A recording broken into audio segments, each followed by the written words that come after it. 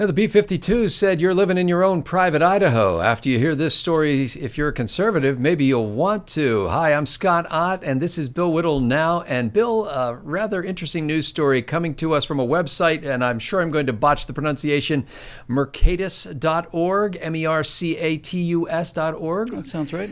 Anyway, what they revealed unto me is that Idaho has a sunset provision for all its state regulations every year. And typically what happens is it's kind of a perfunctory approval process where they basically say, okay, all the regulations were sunsetted and we're going to reinstantiate them and for another year, okay? And that's normally a run-of-the-mill kind of thing. But this time around, the legislative session ended in April without approving them, which means come July 1st, some 8,200 pages of regulations containing 736 chapters of state rules will expire. What this essentially means is that all state regulation will be gone, and the script has been flipped because it used to be that in the process of debating this stuff, if they wanted to get rid of a regulation, they had to make the case for getting rid of it. But now they'll have to make the case for having that regulation. Let me just let you react to that news. I got to go. I got some packing to do, and it's been great talking to everybody, and I can't tell you how much I've enjoyed the time we spent together here in Los Angeles on BillWhittle.com, and I'll see you. Bye. I've been to Idaho a number of times, and let me just say this about Idaho. It is the most disgusting and horrible place you've ever seen. For God's sakes, please don't go save there. yourself the pain of going to Idaho. Areas of Idaho, I was up at Lake Coeur d'Alene, and you can't see the lake. Hideous. Can't see the lake for all the hypodermic needles that are floating there, and the human sewage and the waste is just appalling. People are a bunch of brutes and savages, and just as likely to get knifed walking down the streets there as you are in the worst part of anywhere. And honestly, it's just such a disgustingly bland, awful, nasty, boring place. The people, such horrible, wretched hillbillies that I just can't even imagine anybody even visiting that miserable. And they're all communists as well, by the way. My brother used to live in either that or Nazis. Yeah, my brother used to live in Moscow, Idaho. See, where else? So for God's sake, don't even waste your time by going to that place. California's the place you ought to be. So you know what this is that you said the script was reversed, and the first thought I had was actually kind of interesting. I thought what they basically did was they went from a law having the presumption of guilt to having the presumption of innocence in a way, you know. They reversed the burden of proof is what they did, and they put the burden of proof the way. Probably it is the inverse of our public presumption of innocence. I think laws ought to have the presumption of guilt, and this sounds like what they've done. In other words, I don't have to justify why this law is going to go away. You have to justify why this law needs to stay. I think they should all go away. All of them. I think every law in the state of Idaho ought to be eliminated. I can make the same case for the federal argument, but here's how it works in a sane country and a happy country and a free country. I say that every year, all laws in the state of Idaho are sunset. All of them. You got Purgeville, USA. And now somebody's going to have to step up and make the case why the law against murdering people should be maintained for another year. I feel like that could be done fairly simply. I don't think people should be murdered. I don't want to be murdered. I don't have any desire to murder anybody, and I think murder is bad, pretty much bad across the board. So I think that the number of people and the number of votes necessary in order to carry forward the idea that murder will continue to be against the law in the state of Idaho, I think that one would pass. And I think the laws against rape would pass, and I think the laws against most of the stuff that most people realize are bad would have no trouble passing whatsoever. But then all of the little laws that are in place to make sure that the government knows exactly how many trees you have on your property, or the little laws that are determining whether or not, you have to wear a bicycle helmet in the shower so that you don't fall down and hurt yourself, and all those other laws, they're going to be harder to defend. And as you get deeper and deeper and deeper into the red tape weeds, you're going to find that very few people are going to be able to defend the most egregious of these things, and they'll expire. And when they expire, the state will be a little bit freer. And since it's a little bit freer, it'll not only be more prosperous, it'll be happier as well. And so anybody trying to reinstate laws like that will have a tougher fight. And at the end of that next year, you're still going to have to make a case for the fact that murder should still be carried on for another year, because we still think murder is bad. But now, having seen what happened when we ditched some of these other laws that didn't seem to actually help anybody, turns out they not only didn't help anybody, they hurt everybody. They're gone. Now we can start nibbling at the next set. And that's how you return a place to freedom. And people constantly like to say things like, you conservatives don't believe in any government at all. It's ridiculous. Of course we believe in government. We're the law and order people, not you bunch of opponents. Well, Bill, the other thing this does, by the way, is it throws, first of all, the critics of this would say, this is a real time-consuming process to have to go through the regulatory approval process each year. Because this is the gem of the. This is why the idea is so brilliant. You have to have public scrutiny. There's a public hearing process. You do have to do. Imagine public scrutiny. You have to do a cost-benefit analysis. There could be court challenges to this. So basically, they're saying it's a waste of time and money to have to go through and re-justify every regulation every year. No. Actually, on reflection, yes. Precisely correct. It is, I will take issue with the term waste, but I'd be willing to grant it. It requires a great deal of time in order to constantly justify these bills. In fact, Scott, I'd be willing to bet you that it would take more time reinstating these bills every year than the Idaho legislature has available to it. And in point of fact, what that tells me is that even if the entire legislature of the state of Idaho were doing nothing but working full-time to keep existing regulations in place, there still wouldn't be enough time for them to cover all of them. And what you would end up there, if my physics is correct, is that you'd end up with a state of equilibrium where the number of legislators in the Idaho legislature is occupied full-time maintaining a set of regulations that has shrunk to the size capable of being maintained by a full-time legislature. And then you begin to see the actual magic and the sheer genius of this idea, which means that these clowns and hucksters and snake oil salesmen that manage to get themselves into politics will be reduced to spending their entire time trying to keep old laws alive and will not have any time to create any new ones. And the reason this fills me with joy is because I'm relatively sure that after 7,000 years of written history, things like murder, rape, arson are pretty well known to us. I don't think there's going to be any huge new human behaviors that are going to need legislation. I rather suspect that you could probably get all the laws you need to get passed done in a weekend, would be my vote. If you had to reinstate the laws in the entire state of Idaho, I'll bet you anything that a good solid 2 days worth of work, 2 10-hour days, you pretty much cover everything you need to cover, and everything else can afford to go away. So the folks at Mercatus.org basically say that academic research has shown that even states that have sunset provisions can be ineffective because basically the legislatures and the state agencies just readopt the regulations without much thought. And they're saying that Mercatus.org is saying that to work well, the sunset needs to be structured so that large swaths of rules expire simultaneously and that reauthorization responsibilities fall on lawmakers rather than regulators. Yes. Imagine. You know what this is like? Here's what it's like. Here's why all federal laws and all state laws ought to be sunset. All of them.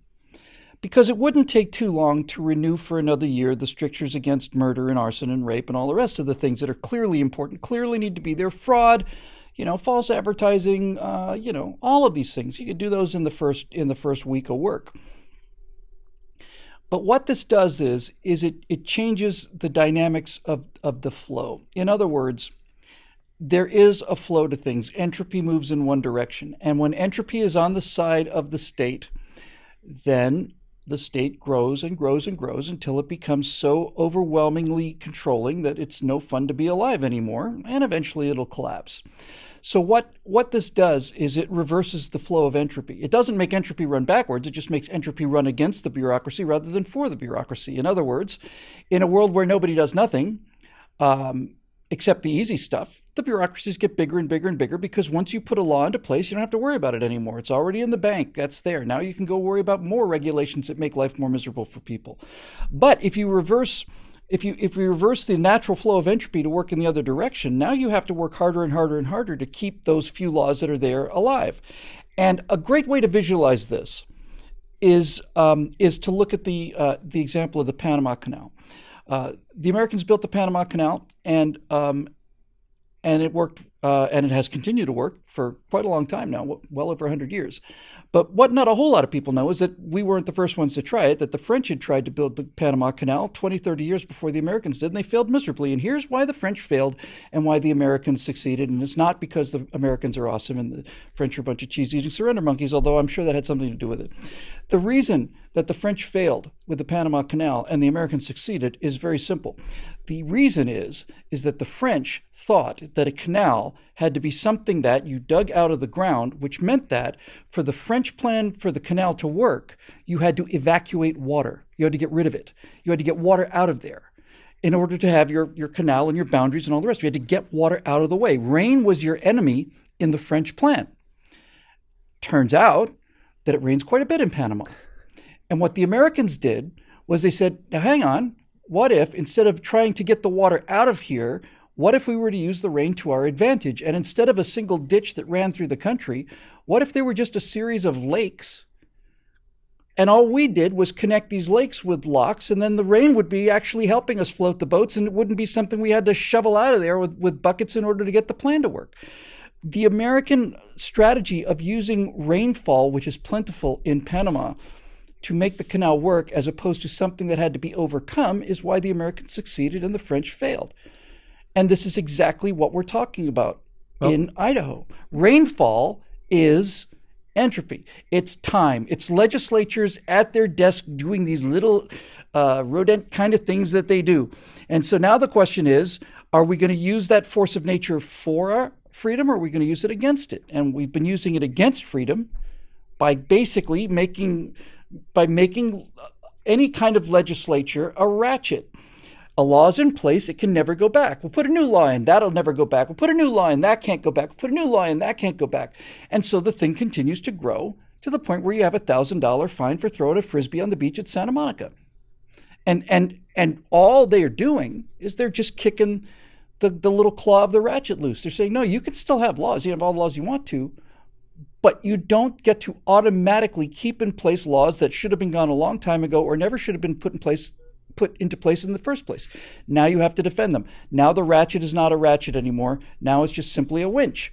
And you can only lift so much with a winch, thank God. Well, Bill, I think the great danger of this is probably that some people may look at this and say, hey, if we actually eliminate all regulations every year and then force the lawmakers to write the new regulations that are appropriate, what if somebody gets the same idea about handling the state budget and says that we start with zero and we have to justify every new penny we spend? Doesn't that alarm you at all? Do I look alarmed? Imagine that. Imagine that. If you had to justify not the increase, but the budget itself. If you weren't just saying, well, we're the EPA and here's why we need another 6% of growth this year. No. We're not going to argue about whether you need a 6% growth. We're going to argue about whether you need the 40 billion or whatever the number happens to be in the first place. And then when you've convinced us that you're worth that amount of money, then we can talk about the growth. Yeah, imagine what would happen in a case like that, Scott. Imagine if the budget went to zero every year and every agency had to justify its cost. Why, I would imagine that in a case like that, what was at one time my favorite federal agency by light years, the National Aeronautics and Space Administration, would now have to convince me that they are in fact justified in spending as much money now as they were spending when they were actually flying men into space on 4 space shuttles. They're going to have to convince me that the National Aeronautics and Space Administration deserves as much money not flying people into space as they did flying people into space. Imagine what could come of that. What a remarkable world we might live in. And by the way, let me just address the doubters to this plan. So what the doubters will say is, well, there's enormous numbers of environmental regulations that have been put in place, a great deal of labor, a great deal of cost, and so on, that have kept the environment clean in Idaho. Although God knows if you've ever seen Coeur d'Alene, what a stinking hive of sewage and refuge you cannot even imagine. But they're going to say that, so if you eliminate these laws, people are going to start polluting lakes again and rivers, and you're just going to see mercury in the rivers and so on. And what I say to that is, yes. In other words, I'm willing to agree with you that if it turns out that all of these laws are sunsetted, and then the result is that in year 2, Spacely Sprockets is pumping raw mercury into the river, well, then I would say, now you've got a very damn good reason to create a law to stop Spacely Sprockets from pumping mercury into the river. But Cogswell Cogs, on the other hand, which is not doing this, is free to go about their business. See how it works? It actually addresses the problem as the problem arises and doesn't build upon a foundation of just sheer fossilization. I remember when I was growing up a kid in Florida and went to Coral Gables High School, and Coral Gables had something called the Blue Laws. Have you heard of those before? I guess it's not just Coral Gables. Yeah. But these were laws against vagrancy, and they basically said that if you were, I don't know. Everybody was saying, oh, the blue laws all ought to be abolished and stuff. Okay, abolish them. Great, that's fine. But if it turns out that you have a vagrancy problem, then put a law in addresses that and let the rest of them go. It's just plain common sense that the laws should be evolving to meet the situation on the ground. See, that's what we call progress, right? The society is changing. And so what makes you think that laws that were in place, let me rephrase that, regulations that were in place in 1960 need to be in place today? And what makes you think there needs to be 30 times as many regulations today as there was 10 years ago? Make the case. If you're right, it should be easy to prove. But you're not, which is why you hate it. I think it's awesome. And I think Idaho has recovered from its position in my mind of being the worst of the 50 states to being still the worst, but at least something more than the endless field of potato stubs that Idaho actually is. And for God's sakes, especially if you're from California, I wouldn't go to Idaho. I don't think you could take it. I think the sheer misery of the place and the savagery of it, I think it might be dangerous to you, frankly. I'd be worried about your family. Promoting the Wild West 5 but days not a Idaho. week. Don't go there. This is Bill Whittle. Now I'm Scott Ott, and we're both grateful to the members at BillWhittle.com for making this possible. They have voluntarily and of their own will and without any kind of regulation commanding them to do so, become members by paying each month to support this enterprise. We're grateful for their contributions.